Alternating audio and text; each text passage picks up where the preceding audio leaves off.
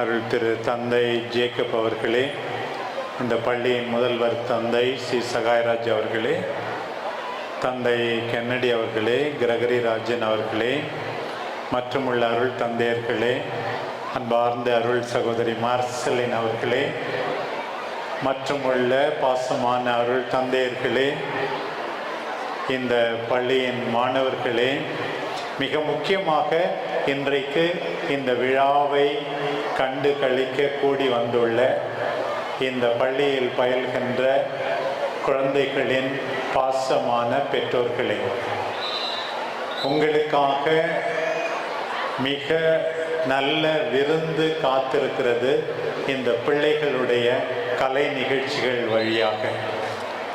Mount மேரி matriculation secondary school இந்த மாபெரும் பள்ளியை நம்பி உங்கள் பிள்ளைகளை இங்கே படிக்க கற்றுக்கொள்ள அருளில் அறிவில் வளர அனுப்பி வைப்பதற்காக சேலம் ஆயர் என்கின்ற முறையில் உங்கள் எல்லாருக்கும் என்னுடைய இதயமார்ந்த நன்றியை தெரிவித்துக் கொள்கிறேன்.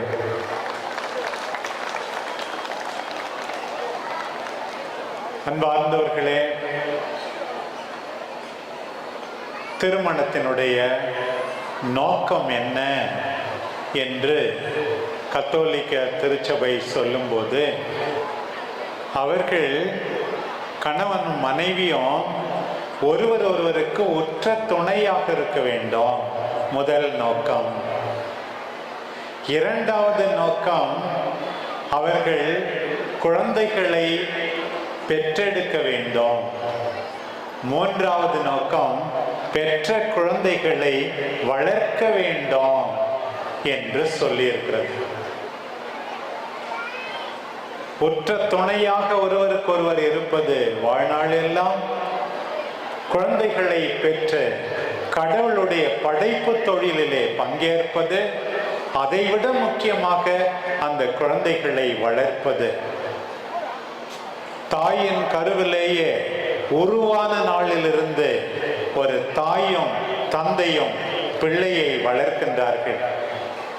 பிறகுதான் எல்கேஜி யூகேஜி என்று தொடங்குகின்றது. பிள்ளைகளை வளர்ப்பவர்கள் முதலாக பெற்றோர்கள்.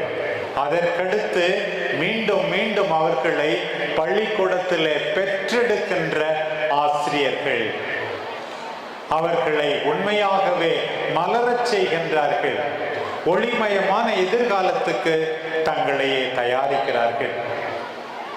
இதை ஒருபோதும் மறந்துவிடவே கூடாது.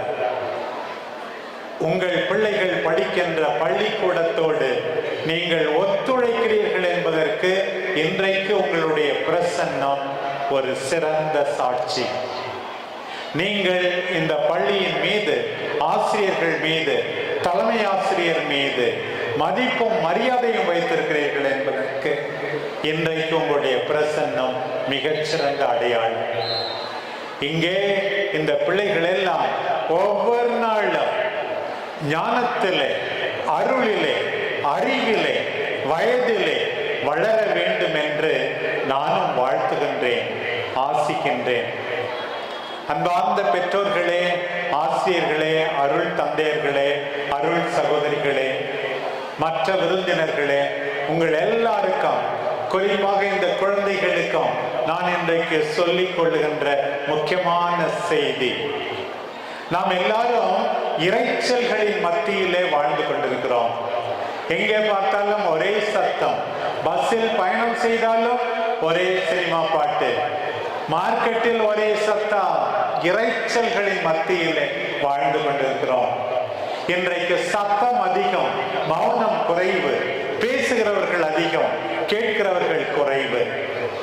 இந்த விழாவின் வழியாக, என் வழியாய் ஆண்டவர் வெளிப்படுத்துகின்ற செய்தி, நாம் எல்லாரும் பேசுவதை குறைத்து மற்றவர்கள் சொல்வதை கேட்க வேண்டும். சொல்வதை மட்டுமல்ல, ஏன் அவருடைய பிரசன்னம் உணர்த்துவதை நாம் எல்லாரும் கேட்க வேண்டும். இந்த நாட்களிலே எங்கள் வழிபாட்டுக்கு சாமுவேல் முதல் நூலிலிருந்து வாசிக்க கேட்கிறோம். அந்த சாமுவேல் ஆலயத்திலே சிறு பையனாக தூங்கிக் கொண்டிருந்தார். அப்போது சாமுவேல் என்று அவரை கூப்பிடுகின்ற குரல் ஒலித்தது. குருதான் கூப்பிடுகிறார் என்று போகின்றார். ஆனால் 3 முறை அவரிடம் சென்றாலும் அவர் கூப்பிடவில்லை என்பதை உணர்ந்து கொள்கிறார். கடைசியாக அந்த குரு, அந்த ஆசிரியர் சொல்லிக் கொடுக்கிறார், மீண்டும் இப்படி உனக்கு குரல் ஒலித்தால் ஆண்டவர் தான் பேசுகிறார் என்பதை தெரிந்து கொள். ஆண்டவரே பேசும், உம் அடியான் கேட்கிறேன் என்று நீ பதில் சொல் என்று சொல்லிக் கொடுக்கிறார். இன்றைக்கு மவுண்ட் மேரி ஆசிரியர்கள் அதைத்தான் சொல்லிக் கொடுக்கிறார்கள் பிள்ளைகளுக்கு. ஒவ்வொரு கிளாஸிலும் நாம் கேட்கிறோம், லிசன் லிசன் என்று, கவனி கவனி என்று ஒவ்வொரு முறையும் நாம் கேட்கிறோம். ஏன் வீட்டில் கூட நாம் இந்த வார்த்தைகளை கேட்கிறோம். சைனீஸ் ஒரு பழமொழி வைத்திருக்கிறார்கள், கடவுள் நமக்கு ஒரு வாயை கொடுத்திருக்கிறார், 2 காதுகளை கொடுத்திருக்கிறார். எதற்காக தெரியுமா? 1 மடங்கு பேசினால் 2 மடங்கு கேட்க வேண்டும் என்று. பிரியமானவர்களே, இன்றைக்கு எத்தனையோ சண்டை சச்சரவுகள் நீங்க ஒரே வழி, நீங்கள் எல்லாரும் கேட்பதுதான். கேட்க நாம் மறக்கிறோம், மறுத்து விடுகிறோம், பேசிக்கொண்டே இருக்கிறோம். பிள்ளைகளை உற்று பாருங்கள், அவர்கள் என்ன சொல்ல நினைக்கிறார்கள் என்று கேளுங்கள். ஆசிரியர்களே, உங்கள் பிள்ளைகளை பேச விடுங்கள், நீங்கள் மட்டுமே பேசிக் கொண்டிருக்காதீர்கள். நிச்சயமாக கேட்கிறவர்கள் தான், கூர்ந்து கவனிப்பவர்கள் தான் ஆண்டவருடைய பிள்ளைகள் என்று நான் அறுதியிட்டு உறுதியாக இன்றைக்கு கூற முடியும்.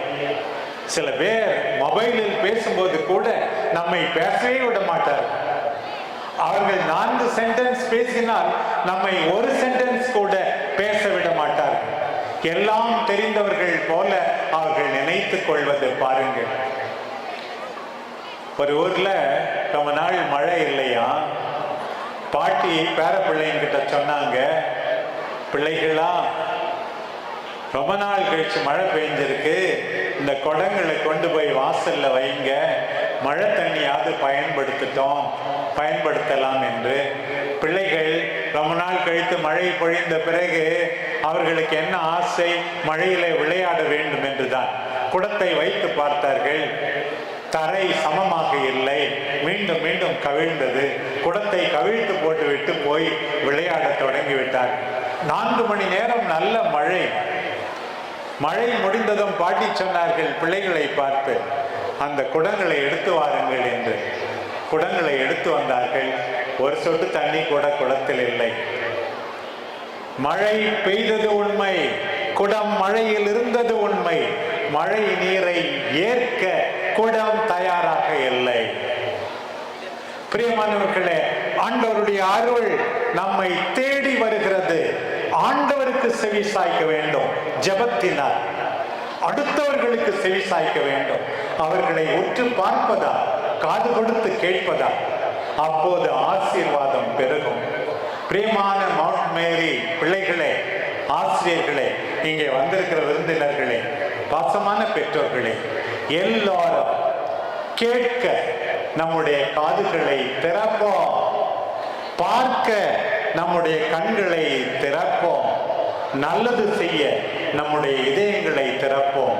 ஆண்டவர் உங்கள் அனைவரையும் நிறைவாக ஆசீர்வதிப்பாராக. இந்த பள்ளியை திறமையாக வழிநடத்துகின்ற எங்கள் பாசமான குரு, எங்கள் அருமை சகோதரர் சகாயராஜ் அவர்களுக்கும் மற்ற உடனுழைப்பாளர்களுக்கும் நன்றி கூறி, பாராட்டு கூறி முடிக்கிறேன். நன்றி நன்றி நன்றி.